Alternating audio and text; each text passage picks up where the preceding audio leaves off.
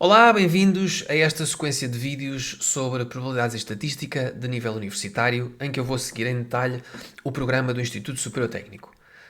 O meu nome é Miguel Magalhães, sou engenheiro do técnico e durante 2 anos dei aulas desta disciplina no Departamento de Matemática do técnico. Esta é uma das razões por que sigo este programa. As outras razões, igualmente importantes, é que este programa é muito extenso e a minha experiência enquanto explicador é que em outras universidades portuguesas ou seguem um programa igual ao do técnico ou seguem o programa do técnico menos um par de capítulos. Portanto, fazendo vídeos que cubram todo o programa do técnico, acaba por ser útil a estudantes de qualquer outra universidade portuguesa em geral. Recomendo que vejam estes vídeos em alta definição para que se perceba melhor aquilo que eu vou escrevendo no ecrã. De qualquer maneira, tudo o que aparece no ecrã está também disponível para download em PDF. Portanto, podem ficar com os meus apontamentos desta matéria para consulta e estudo futuros de forma completamente grátis.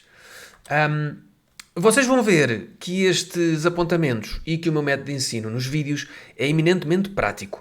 Ou seja, para cada pequeno pedaço de matéria, vocês vão ver um pequeno resumo teórico escrito a esferográfica azul e logo de seguida uma sequência de exercícios resolvidos a lápis. Esta diferença de cores, a minha experiência é que acaba por ajudar a organizar as ideias em alunos que estão a aprender pela primeira vez. Se alguma coisa nos vídeos não vos for clara, ou se quiserem ter em mais detalhe as explicações particulares, estes são os meus contactos, o e-mail e um pequeno site, e podem contactar-me sempre que necessário. Com isto, vamos passar ao vídeo da matéria. Este é um vídeo dedicado ao capítulo 6, um capítulo de amostragem e estimação pontual, onde temos pouca teoria e que vamos ver relativamente rápido. É apenas explicar como é que se calcula pontos através do método da máxima verossimilhança. E este capítulo dá início ao terceiro módulo, que é o módulo que podemos chamar de estatística. Ok? Há um segundo módulo, que são estes capítulos todos, que é o módulo de probabilidades, e este primeiro módulo, que é o módulo, enfim, de programação e de estatística descritiva. Ou seja, nesta primeira situação, nós recolhemos dados e vimos qual é a melhor forma de olharmos para aqueles dados e termos uma primeira ideia do que é que está a acontecer. Depois mudámos completamente o chip e passámos para um mundo em que sabemos tudo do que nos rodeia. Sabemos as distribuições, sabemos os valores esperados e calculamos problemas de forma muito rigorosa de qual é a probabilidade rigorosa de uma certa coisa acontecer. Neste último módulo, que é o módulo da estatística, estamos numa situação já mais próxima da vida real, em que há muita coisa que eu não sei e que preciso de estimar através de um ponto, através do intervalo, através de um teste de hipóteses, e isso eu chamaria o módulo da estatística. Bom, o módulo da estatística inicia com estimação pontual e é exatamente esse capítulo que vamos agora ver. Vamos começar então com uma pequena teoria do capítulo 6. E o que nós vamos fazer é começar por uma quantidade relativamente exaustiva de definições. Ok? Aparecem-nos aqui conceitos novos que não definimos ainda antes e é importante fazermos aqui uma pequena resenha para, por um lado, falarmos todos da mesma coisa, mas, por outro lado, para vocês terem aqui este resumo teórico e poderem consultar quando algum destes conceitos aparecer. Portanto, eu vou a cada um deles. Começamos pela amostra aleatória. A amostra aleatória é um vetor de variáveis aleatórias, ok? Que eu determino por x maiúsculo com um til por baixo, ok? Quando eu me refiro a um x minúsculo, também com um til por baixo, são realizações da amostra aleatória, ou seja, isto aqui representa, este de cima representa variáveis aleatórias, isto aqui representa números, concretizações, realizações.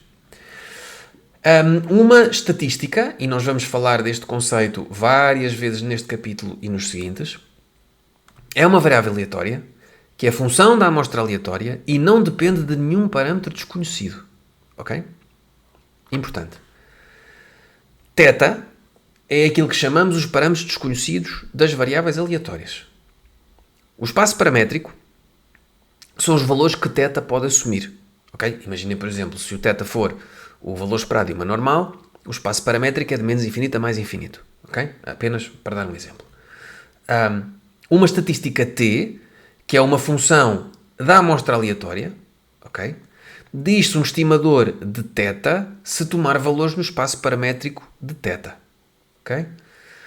O valor numérico, e aqui, atenção, valor numérico, e por isso eu ponho aqui com x minúsculos, chama-se a estimativa. Okay? Portanto, é que o valor numérico da estatística chama-se, da estatística que seja o estimador, chama-se a estimativa. O estimador é centrado quando o valor esperado de t é igual a θ. Okay? Quando não é centrado, chama-se enviesamento à diferença entre o valor esperado de t e θ. Ok?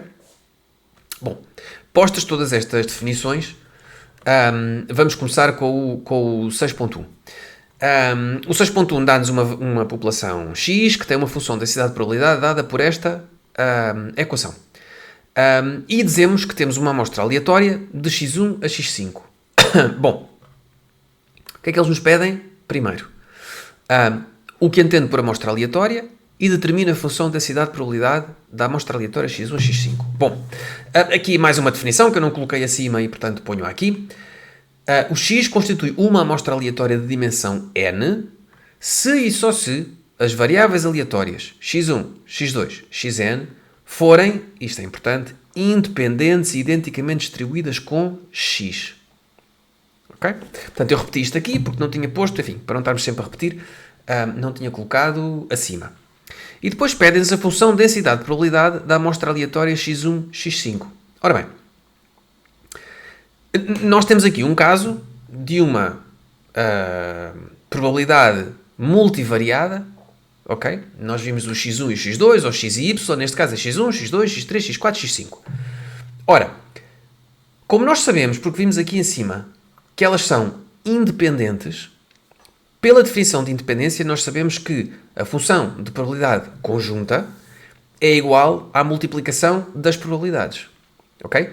E por multiplicação, nós utilizamos o símbolo π, que é a mesma coisa que utilizarmos o somatório. Este π é de produto, é o produtório, diríamos em português, da função de densidade de probabilidade de cada uma delas. Mas como elas são identicamente distribuídas, este fx de x é igual para todas. Ok?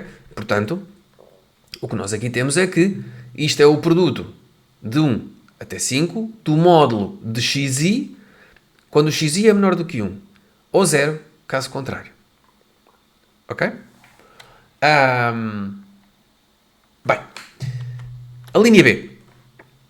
Determine o valor esperado e a variância da média da amostra aleatória e a variância da amostra, com estes números que aqui estão, que representa um valor particular de x1 a x5.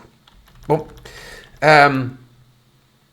ora, a variável que eles querem que nós utilizemos é a média da amostra aleatória, ou seja, x barra é a variável que eu estou a estudar. Ok? E o que é x barra? É o somatório de xi sobre n. Ok? Reparem, da amostra aleatória. Portanto, se é uma amostra aleatória, é tudo com letras maiúsculas. Ok? Só quando falamos de concretizações, ou seja, de números, é que os representamos por um x minúsculo. Bom, o valor esperado de x barra é o quê? É o valor esperado do somatório de xi sobre n. Como isto é um operador linear, o 1 sobre n pode passar para fora, o somatório também pode passar para fora. Ok? Isto é 1 sobre n vezes o somatório do valor esperado de xi. Como eles são identicamente distribuídos, quer dizer que o valor esperado de todos os xi's é igual. Ok? Portanto, é n vezes o valor esperado de x. Ou seja, o valor esperado de x. Ok? Porque este n corta com este n. Tá? Variância de x barra. Ora, sabemos que pelas propriedades da variância, e nós vimos isto em capítulos anteriores, se vocês forem ver os resumos teóricos podem ver, quando nós temos aqui uma constante, ela salta para fora ao quadrado, ok? E como elas são independentes, a variância da soma é igual à soma das variâncias, ok? E como são identicamente distribuídos, todas estas variâncias são iguais, portanto a soma de todas as variâncias é n vezes a variância. E, portanto, a variância de x barra é igual à variância de x sobre n, porque este n corta com o quadrado. Ok? Bom, depois, o que é que nos pedem? Vamos concretizar o valor esperado de x e o valor esperado e a variância... Caramba! Vamos concretizar o valor esperado de x barra e a variância de x barra. Ora, para isso precisamos de calcular o valor esperado de x e, enfim, isto aprendemos no capítulo 4. O valor esperado de x é o integral para todo o x de x vezes fx de x, que é igual a isto que aqui está. Ora, e aqui o que eu digo é temos dois caminhos de calcular isto. Se vocês repararem, e aqui, enfim, nós resolvemos as coisas da forma que nos seja mais fácil. Como é que nós podemos calcular isto? A primeira forma de calcular o valor esperado desta função é recordarmos que o valor esperado é o ponto de simetria, se a houver. Ok? Neste caso há aqui uma clara simetria e o ponto de simetria é 0, portanto o valor esperado será 0. Ok? Esta é uma forma de fazer. A outra forma de fazer é através dos integrais. Eu tenho que recordar que esta função portanto, este módulo de x é dado por esta reta que tem uma equação e depois esta reta que tem outra equação. Esta é y igual a menos x e esta é y igual a x. Faço o integral daqueles dois trechos e vai-me dar exatamente a mesma coisa. Ok? Mas o valor final vai ser 0, que eu fui pelo caminho do ponto de simetria, que é mais rápido. Aqui, valor esperado de x ao quadrado já não dá para ir pelo ponto de simetria, ok? Temos que fazer mesmo as contas e dividir isto em dois integrais, um de menos 1 a 1 e outro de menos 1 a 0, ok?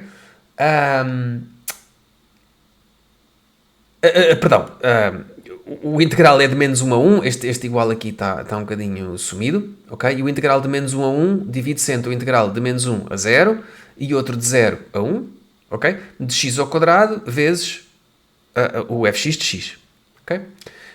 Estes integrais são simples, nós já aprendemos a primitivar um polinómio e isto vai nos dar 1 meio, ok? Ora, a variância de x, sendo e de x ao quadrado menos e ao quadrado de x, faço a continha e dá-me 1 meio. Ok? Portanto, o e de x barra é 0, como calculamos, porque é igual ao e de x, e a variância de x barra é 0.1, fazendo 1 sobre n variância de x, ok? Vai-me dar 0.1. Tá? E depois o que nos pedem é para calcular também, ou seja, pedem-nos para calcular a variância da média, mas também a variância da amostra, ok? A variância da amostra é... Utilizamos esta fórmula que aqui está, que está alguns no formulário do técnico, ok? E a variância da amostra é, substituindo pelos valores que nos dão, 0.73075, ok? Depois, para terminar, a linha C calcula a probabilidade do menor valor da amostra aleatória considerada em A ser inferior a 1/7 e ainda a probabilidade do maior valor da amostra aleatória ser superior a 1/7. Ora, como é que nós fazemos isto? Ok?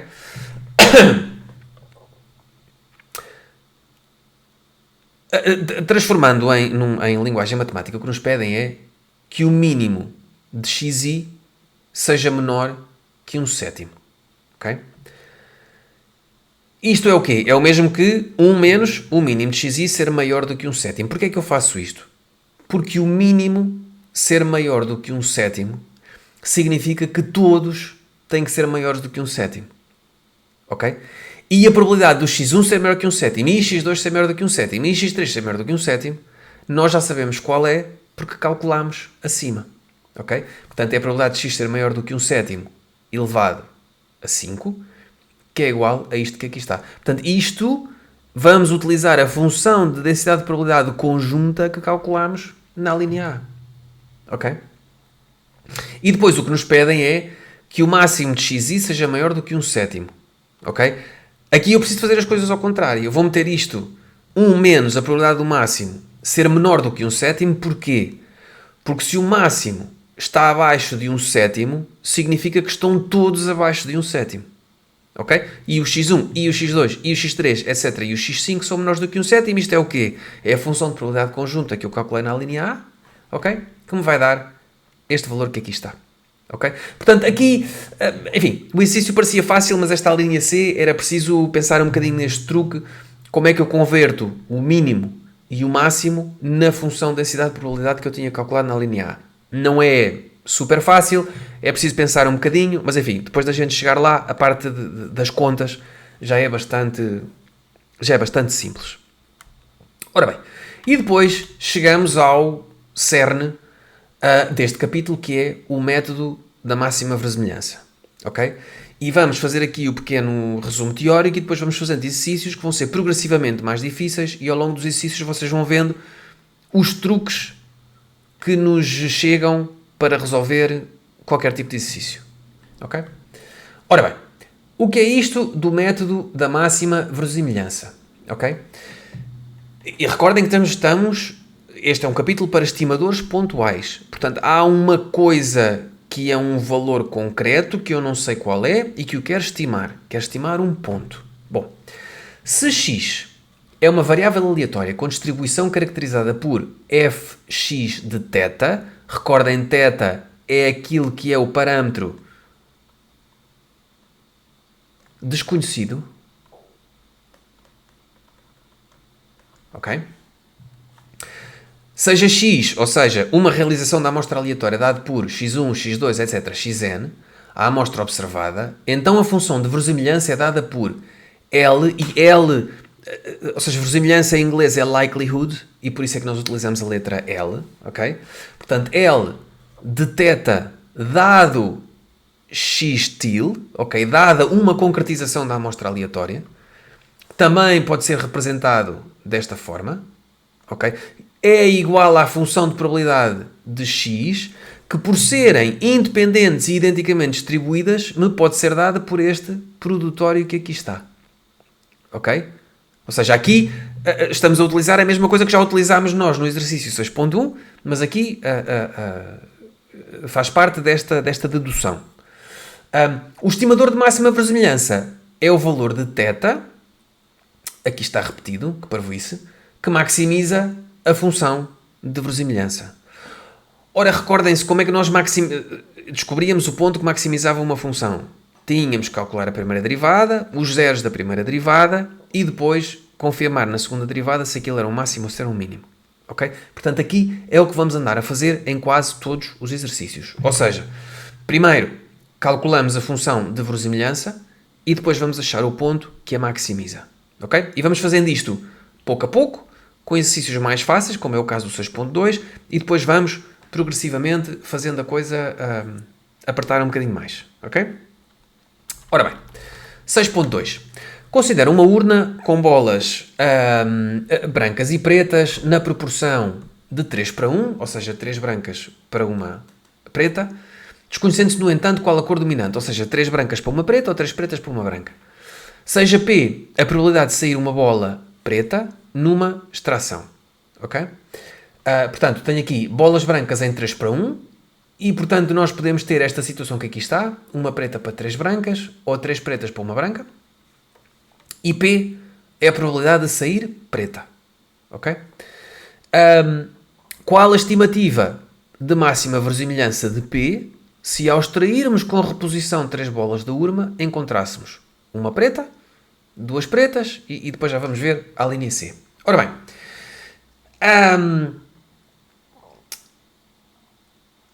nós temos aqui 2 valores possíveis para o P, pelos dados que nos dão, ok?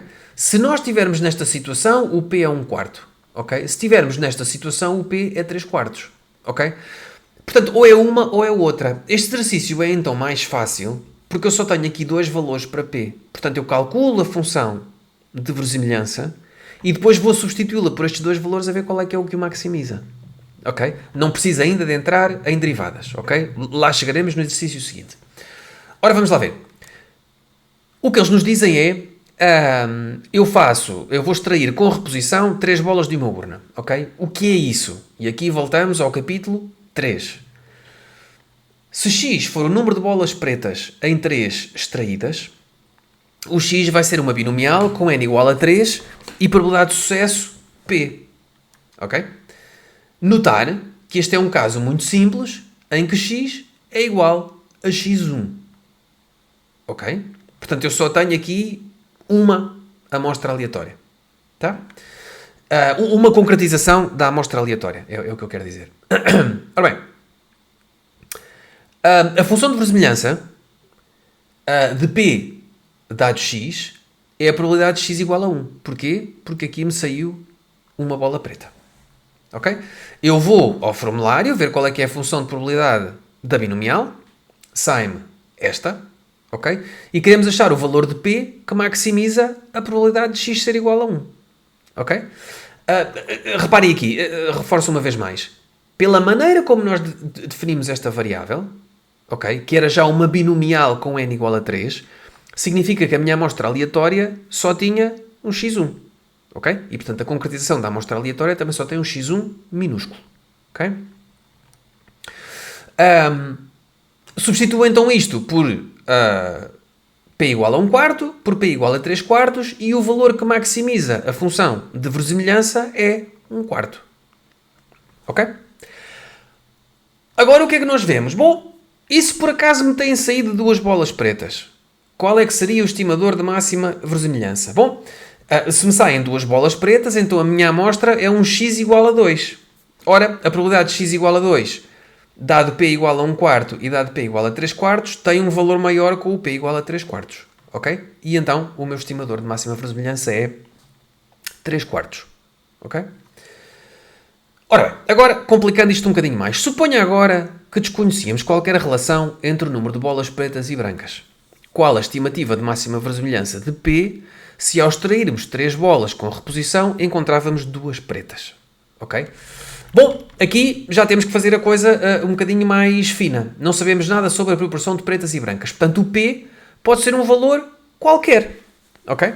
O que eu sei é que, ao fazer a minha experiência, saíram-me 2 pretas. Ok? Portanto, a probabilidade de x igual a 2 é dado por isto, ok? Pelo formulário, e simplificando dá-me isto, ok? Agora, qual é o valor de P que maximiza esta função de verossimilhança que aqui está, ok? Isto é a função de verossimilhança. Ok? O que é que eu faço? Faço a derivada igual a 0. Ora, a derivada disto em P é simples, quer dizer, é uma coisa do secundário, igual a 0. Aqui aplico a fórmula resolvente de uma equação de segundo grau. E dá-me estes dois valores, p igual a 0 ou p igual a 2 terços. Bom, p igual a 0 é impossível, porque como me saíram duas bolas pretas, a proporção de pretas não pode ser 0. Ok? Portanto, eu só tenho este valor. Agora, tenho que confirmar à segunda derivada se este valor é um máximo ou é um mínimo. Ok? E portanto, o que é que eu tenho que confirmar? Que a segunda derivada naquele ponto dá menor que 0. Ok? Estamos todos recordados disto do secundário. A segunda derivada é-me dada por esta equação. Quando eu substituo o p por 2 terços dá-me menos 6, é menor que 0, portanto p igual a 2 terços é um máximo e 2 terços é a estimativa de máxima verossimilhança de p. Ok? Portanto, esta a linha C já é o exercício mais típico que nos costuma sair de estimadores de verossimilhança. Ora bom, 6.5. Aqui, uma vez mais, a coisa começa a apertar de um ponto de vista do cálculo ou da análise matemática. Ora, o que é que nos dizem? O número de andares vendidos em cada dia por uma empresa imobiliária segue uma distribuição de Poisson com parâmetro lambda. Ok? Que eu tenho aqui, número de andares vendidos em um dia, Poisson de lambda. Com base numa amostra aleatória proveniente dessa população, deduza o estimador de máxima verossimilhança do parâmetro lambda. Ok? Aqui estão-me a dar um caso geral, não me dizem sequer qual é que é a dimensão da amostra, nem me dão nenhuma concretização da amostra. Ora bem, Lx de lambda é, por definição, o produtório de 1 até n da função de probabilidade de x. Ok? Que, pelo formulário, me é dado por esta equação. Ok? Ora, isto, ok? Eu fazendo esta multiplicação toda, vai-me dar isto que aqui está. Porquê? Porque o produto disto tudo que aqui está, eu posso multiplicar todas umas pelas outras, e os E's elevados a lambdas multiplicados uns pelos outros, basta-me adicionar aqui um N, e o lambda elevado a xi é o mesmo que lambda elevado ao somatório de xi. Okay? E o produtório passa para o denominador, porque este xi fatorial não consigo simplificá-lo de outra forma. Okay?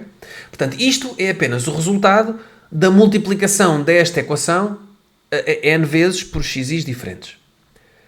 Ora bem, o que pretendemos achar é o lambda que maximiza esta função que aqui está. Ok? Vamos aplicar o logaritmo à esquerda e à direita da igualdade. Porquê o logaritmo? Bom, em primeiro lugar, porque é o logaritmo e não outra coisa qualquer. Bom, o logaritmo porque... por duas razões. Primeiro, porque nos auxilia as contas. Porque o logaritmo tem certas propriedades que me permite tirar daqui estes exponenciais. Ok? E já vamos ver como. E, em segundo lugar, porque o logaritmo, sendo uma função estritamente crescente, os máximos e os mínimos vão estar exatamente no mesmo sítio. Ok? E como eu não quero calcular nenhum valor em concreto, eu quero apenas calcular qual é o ponto que maximiza esta função. Portanto, aplicar-lhe o logaritmo, o ponto que a maximiza vai estar exatamente no mesmo sítio. Ok? Quais são as maravilhas do logaritmo que me servem a esta equação que aqui está? São estas. O logaritmo de AB sobre C é igual ao logaritmo de A mais o logaritmo de B menos o logaritmo de C. E o logaritmo de A elevado a B é B vezes o logaritmo de A. Ok? Então, aplicando isto àquela equação, o que é que eu tenho? Tenho que o logaritmo da função de verossimilhança é igual a quê? A menos n lambda, ok?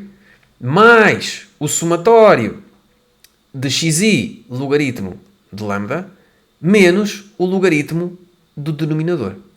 Ok? Reparem, se eu quiser fazer isto aos bocadinhos, vamos fazer isto aos bocadinhos que é para ninguém se engasgar.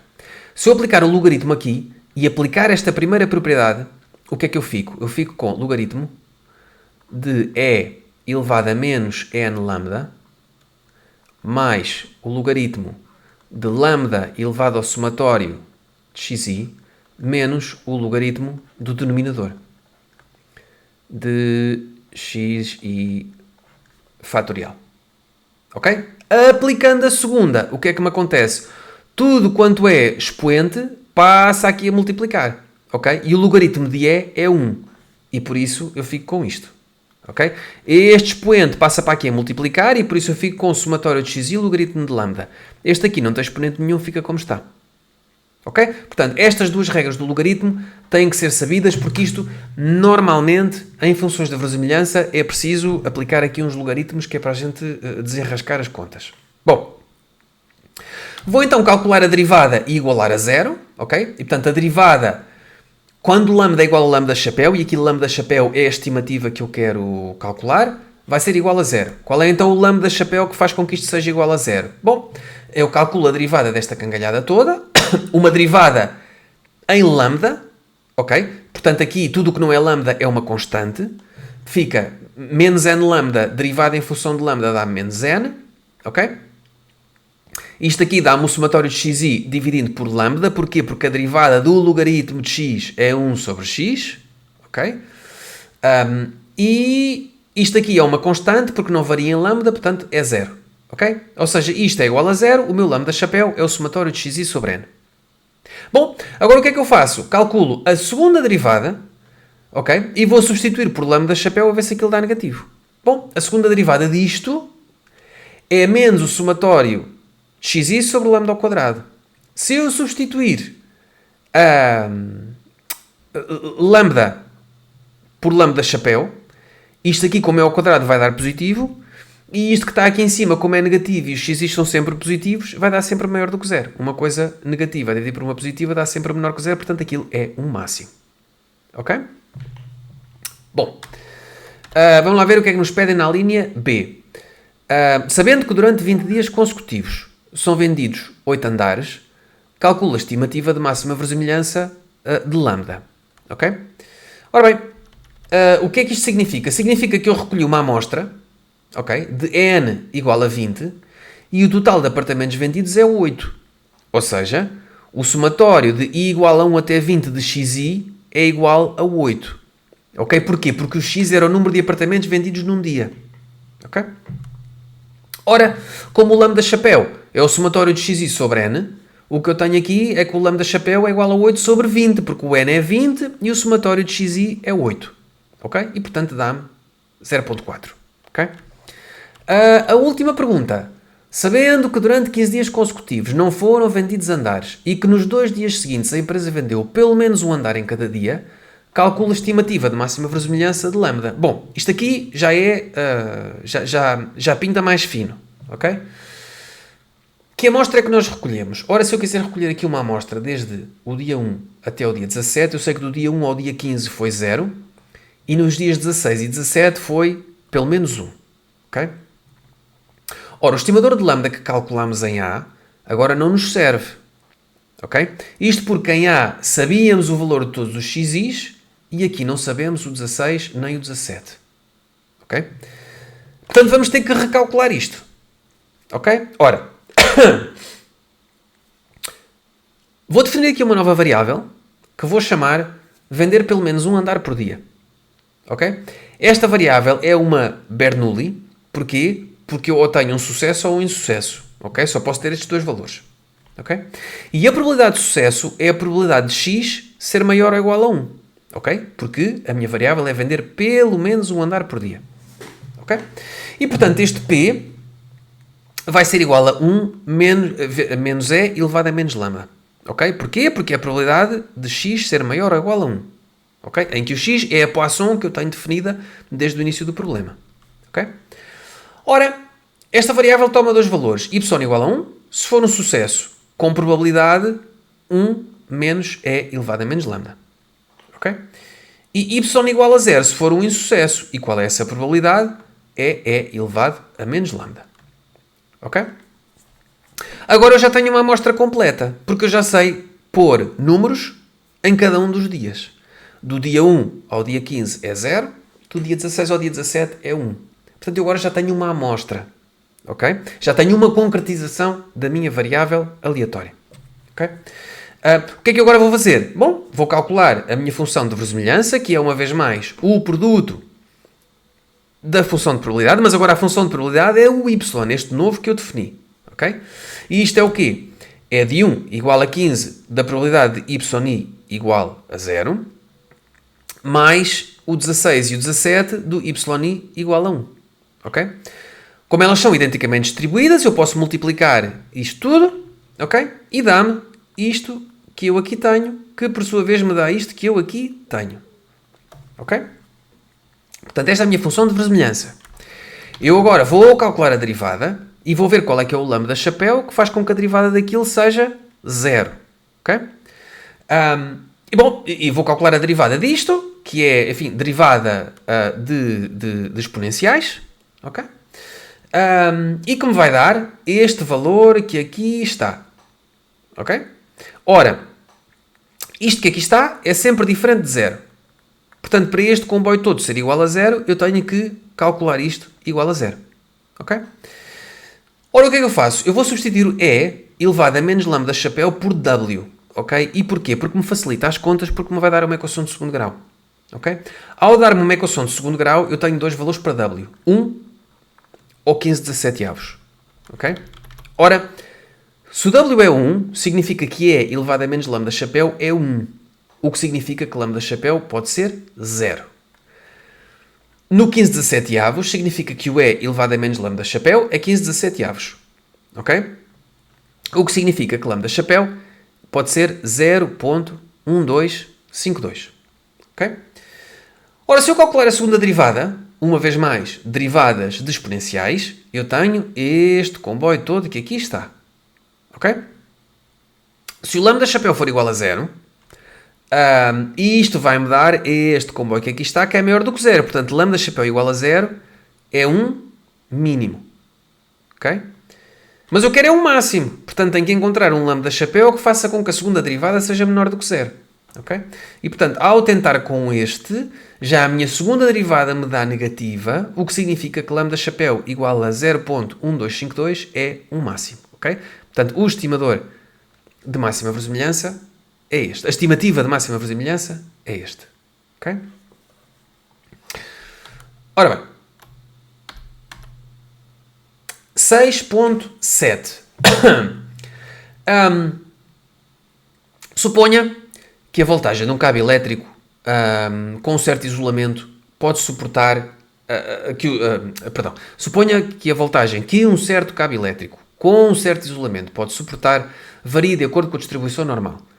Para uma amostra de 12 cabos, okay, as falhas ocorreram aos seguintes níveis de voltagem. Okay? Portanto, pedem-nos para determinar as estimativas de máxima verossimilhança dos seguintes parâmetros. Valor esperado, okay? Variância, desvio padrão, bem como a probabilidade de um cabo suportar níveis superiores à voltagem máxima registada na amostra acima. Bom, muita coisa nos pedem aqui. Vamos por partes. Okay? Portanto, X é a voltagem que o cabo consegue aguentar. Dimensão da amostra, 12. Okay? Como ela segue uma distribuição normal, nós sabemos que a função de densidade de probabilidade é mudada por isto. Ok? Ora, a função de verossimilhança é o produtório de todas das funções de probabilidade de todas as variáveis da amostra, que é isto que aqui está. Ok? E isto que aqui está é simplesmente multiplicar esta cangalhada toda que aqui está n vezes umas pelas outras. Ok? O que é que acontece? Este valor que aqui está, que é uma constante, fica elevado a n, e esta cangalhada toda multiplicada uma com a outra. Eu passo, aqui a parte de cima, fica-me um somatório de xi menos μ ao quadrado. Ok?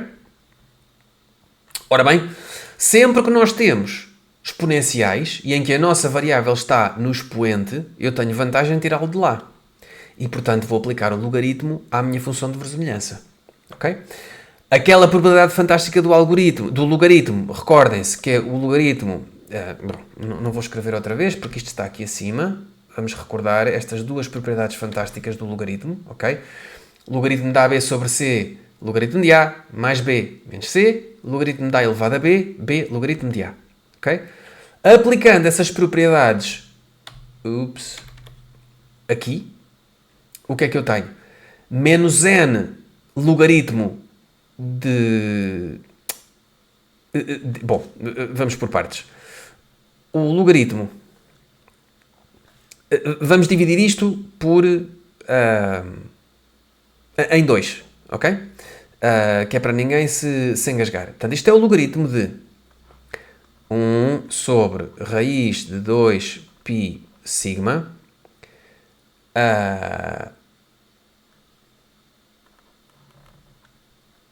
elevado a n, ok? Mais o logaritmo de E elevado a menos somatório lá. Ok? Este n salta para fora, ok? N, ok? Multiplicado por quê? Pelo logaritmo de 1 menos o logaritmo de raiz de 2 π sigma, ok? Logaritmo de 1 é quanto? Isto é 0. Ok? Portanto, isto fica menos n logaritmo de raiz de 2 π sigma.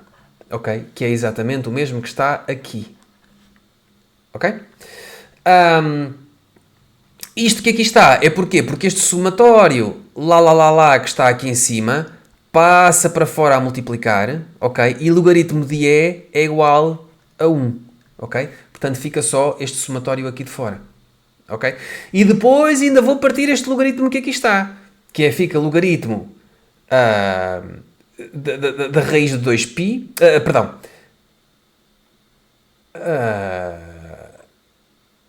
Ok, aqui é logaritmo da raiz de 2π. Faltava aqui esta raiz, desculpem. Vezes n sobre 2 logaritmo de sigma ao quadrado. Porquê? Porque a raiz é elevada a 1/2 e, portanto, esse 1/2 também passou para fora e fica aqui sobre 2. Ok? Esta parte aqui não se tirou a raiz de dentro, porque isto aqui vai ser uma constante e quando formos derivar vai ficar zero. Ok? Bom, uma vez mais, eu vou corrigir este erro no PDF e quando vocês fizerem download, este erro já vai estar corrigido, se bem que não seja muito importante. Ora bem, como é que nós vamos derivar esta cangalhada? Bom, reparem, eu quero saber o estimador de máxima verossimilhança do μ e do sigma. Ok?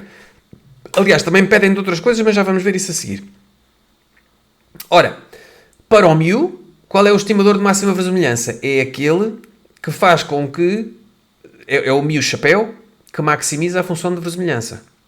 Ok? Portanto, vamos lá derivar isto igualar a zero. A derivada daquela cangalhada em função de μ igual a zero é dada por isto. Ok? Atenção que estamos a derivar em função de μ. Tudo aquilo que não é μ é tratado como se fosse uma constante. Ok? Portanto, isto que está aqui, deixem-me apagar esta cangalhada, que é para isto não transtornar ninguém. Perdão. Ora, isto que aqui está não tem μ. Portanto, quando eu for derivar em função de μ, vai dar zero. Isto que aqui está também não tem μ. Portanto, também vai dar zero. Só me sobra isto que aqui está para derivar em função de μ. E essa derivada é isto que aqui está. Ok? Portanto, isto igualado a zero é o mesmo que isto igualado a zero. Significa que μ chapéu é igual a x barra. Ok? Agora, para eu achar o estimador de máxima verossimilhança de sigma, eu vou pegar nisto que aqui está e vou derivar em função de sigma. Ok? Reparem, isto em função de sigma, esta parte aqui é zero também. Aqui tenho um sigma, portanto já tenho que o derivar. E aqui tenho o sigma no denominador, portanto tudo o que está aqui é como se fosse uma constante. Ok? E portanto a derivada daquilo igualada vai-me dar isto, que igualado a zero vai-me dar esta equação que aqui está, que por sua vez faz com que o sigma chapéu só possa ter este valor. Ok? Bom, mas atenção, o nosso exercício, o que é que nos pedia? Pedia-nos o valor esperado, a estimativa de máxima verossimilhança para o valor esperado e o desvio padrão. Este eu já fiz. Ok? Mas ainda não falta, não está tudo. Falta-me da variância, bem como da probabilidade de um cabo suportar lá. Bom, para isso há aqui mais um detalhe teórico que é importante saber e que sai algumas vezes em exercícios de exame, que é a propriedade da invariância dos estimadores de máxima verossimilhança. Ou seja, se eu tiver estes estimadores de máxima verossimilhança dos parâmetros desconhecidos, então o estimador de máxima verossimilhança de uma função dos parâmetros é dado pela mesma função dos estimadores. Ok? Ou seja, o estimador de máxima verossimilhança, imagina, de θ1 ao quadrado mais 3 elevado a θ2, é o estimador de máxima verossimilhança de θ1 ao quadrado mais 3 elevado ao estimador de máxima verossimilhança de θ2. Ok? Isto serve-nos para quê? Como eu já calculei o estimador de máxima verossimilhança de sigma, para calcular o de sigma ao quadrado, basta-me elevar o de sigma ao quadrado. Ok? Mas isto faz-se por causa desta propriedade. Sempre que eu o fizer, tenho que enunciar a propriedade da invariância dos estimadores de máxima verossimilhança. Ok? E assim fica aqui este cálculo feito. Ok? E portanto, substituindo isto por números, dá-me este valor que aqui está. Ok? Agora notem uma coisa que vocês podem pensar, epá, mas desta vez não calculámos a segunda derivada. Bom, aquilo que eu coloco aqui é que o cálculo da segunda derivada é demasiado complicado, portanto assumimos que são máximos. Ok? Em exame eu nunca vi, jamais, que isto saísse, e aliás, nas próprias soluções dos exercícios diz para não se calcular a segunda derivada porque exigia cálculo matricial e portanto era algo onde não nos devíamos meter para uma cadeira de introdução à estatística. Ok? Bom. E depois pedem-nos para calcular um estimador da probabilidade de x ser maior do que 70. Ora, o que é que eu faço? Este estimador é calcular a probabilidade metendo no seu cálculo os estimadores dos parâmetros da variável aleatória. Ok? Portanto, isto não vai ser uma probabilidade, vai ser uma estimativa da probabilidade, mas aquilo que eu faço é exatamente o mesmo que já fizemos 500 mil vezes. Se este x é uma normal, como é que eu faço contas? Tenho que passar para normal 0,1. Como é que eu passo para normal 0,1? Tiro-lhe o μ, divido por sigma, ok? E depois utilizo a tabela, porque isto que aqui está já vai ser uma normal 0,1, ok? E o resultado vai-me dar 0,0793, ok? Exercício 6.13. Suponha que o diâmetro de um certo tipo de tubo tem uma distribuição normal de valor médio μ e desvio padrão 0,01. É o que temos aqui. X é o diâmetro de um tubo, distribuição normal e sigma igual a 0,01. Qual a probabilidade de um tubo ter um diâmetro que se desvie do seu valor esperado mais de 0,02 cm? Ora, o desvio de 0,02 cm, uma vez mais, se isto for o diâmetro do tubo, temos aqui o μ, ok? O que nós estamos aqui a dizer é que a distância daqui para aqui ou daqui para aqui, ok? 0,02 ou 0,02, ok? O que nós estamos a dizer então é que x menos μ pode ser maior que 0,02 ou x menos μ pode ser menor que menos 0,02, ou seja, tanto podes desviar para a direita como podes desviar para a esquerda. Como estas duas situações são disjuntas, ok? Sabemos que a probabilidade da reunião é igual à soma das probabilidades, ok? E, portanto, fazemos esta divisão aqui, esta partição. Sendo o x uma distribuição normal, eu já sei que só consigo fazer contas com a normal 0,1. O que é que eu tenho que fazer para a normal 0,1? Tenho que pegar no x, tirar-lhe μ, dividir por sigma. Mas o tirar o μ já está feito. Aqui e aqui. Ok? Portanto, basta-me apenas dividir por sigma de um lado e do outro e isto que aqui está passa a ser normal 0,1. Ok? E então o que eu vou fazer? Divido por sigma, eu já sei que o sigma é 0,01, portanto é um número que eu vou substituir aqui e aqui. Ok? Vou à tabela buscar os números e o resultado final é 0,0456. Ok? Depois, a linha B. Em 1000 tubos produzidos, quanto esperaria rejeitar se os limites de especificação fossem 2,77 mais ou menos 0,03 e o valor esperado da distribuição 2,79? Ok. Portanto, eu continuo com o meu x ter uma distribuição normal, com o sigma que já me foi dado antes, agora sei que o μ também é 2,79, ok? E eu vou rejeitar se o x não pertence, isto aqui estava em falta, ok? No PDF que vocês têm para fazer download já está incluído, ok? Não pertence a este conjunto que aqui está, ok? Ora bem, como é que eu consigo estudar esta situação? Eles dizem-me que em 1000 tubos produzidos, quantos esperaria rejeitar, ok? Esperaria aqui é o valor esperado. Portanto, eu vou definir uma variável y, que é o número de tubos rejeitados nos 1000 que eu inspecionei, ok? Como essa inspeção, como os tubos são independentes uns dos outros, eu estou a falar de 1000 provas de Bernoulli independentes, portanto um n igual a 1000 e um p, que é a probabilidade de rejeitar, ok? E depois o que nos pedem é o valor esperado de y, ok? Vamos ver uma vez mais aqui o texto, porque este texto é um bocadinho, enfim, é preciso lê-lo com atenção. A 1000 tubos produzidos, quanto esperaria rejeitar, ou seja, numa binomial, ou seja, 1000 provas de Bernoulli independentes, qual é que é o valor esperado, ok? Se os limites de especificação fossem estes e o valor esperado fosse este, ok? Bom, portanto, o P, a probabilidade de rejeitar um tubo, é a probabilidade do X não pertencer a A, que é 1 menos a probabilidade de pertencer a A, ou seja, 1 menos, portanto, o X tem que estar em 2,77 menos 0,03 e 2,77 mais 0,03, ok? Ou seja, o X está entre estes dois valores, tá? Uma vez mais, como é que eu passo de uma normal para uma normal 0,1? Tiro μ, divido por sigma. E isto aqui, vou-lhe dar o nome de Z, que eu ponho aqui, que é uma normal 0,1. Ok? O μ e o sigma, eu já sei quanto é que são, porque o μ está aqui e o sigma já me tinha sido dado. Ok?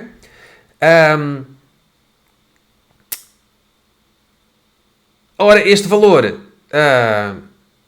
é o K2, ok? E este valor eu chamei de K1. Agora reparem, o Z estar entre estes dois valores é o mesmo que o φ de K2, que é o integral daqui até aqui, e o K1 que é daqui até aqui, ok? Portanto, é o φ de K1, perdão, o φ de K2 menos o φ de K1. O K1 é menos 5, ok? Reparem, aqui estamos uma vez mais numa situação em que o menos 5 não está na tabela. Porquê? Porque aquilo que está na tabela vai nos dizer que um valor até um bocadinho superior a menos 5 já me dá quase zero. Portanto, menos 5 vai dar ainda mais próximo de zero. Ok? Reparem, o que nós temos aqui é uma normal 0,1, que é isto. Ok? Imaginem que este valor aqui já é o menos 3. Ok? E o φ de menos 3, imaginem, é igual a 0.00001.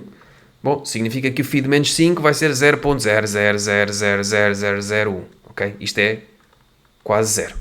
Ok? Ora, então este P é 0.1587. O valor esperado de y, como o y é uma binomial, e isto nós temos no formulário.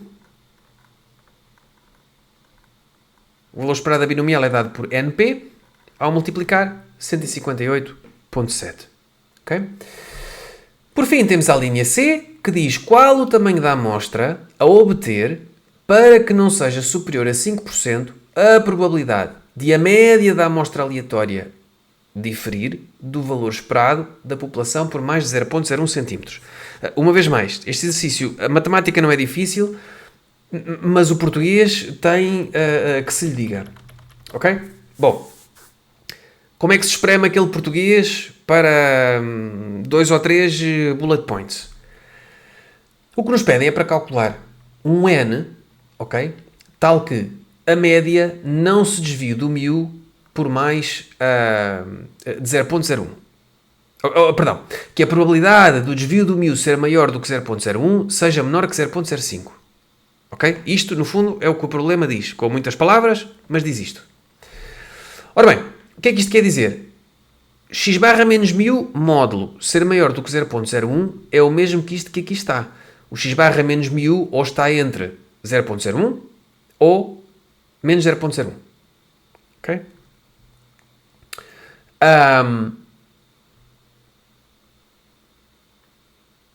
Ora, o que é que nós fazemos com isto que aqui está? Bom, atenção. Eu ponho aqui esta nota que é importante. Sabemos que x é uma normal μ-sigma. Então x barra também é normal. Mas temos que calcular o valor esperado de x ao quadrado e a variância de x... o valor esperado de x barra e a variância de x barra. Ok?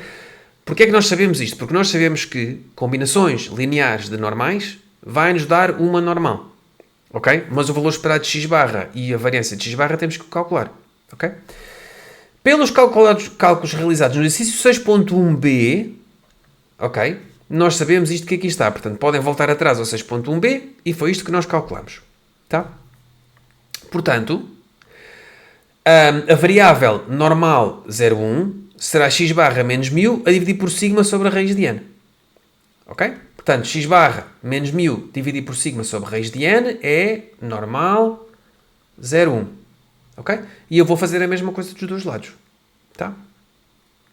Ora bem, portanto, se eu chamar a isto K1 e a isto K2, significa que a probabilidade de Z estar entre K1 e K2 é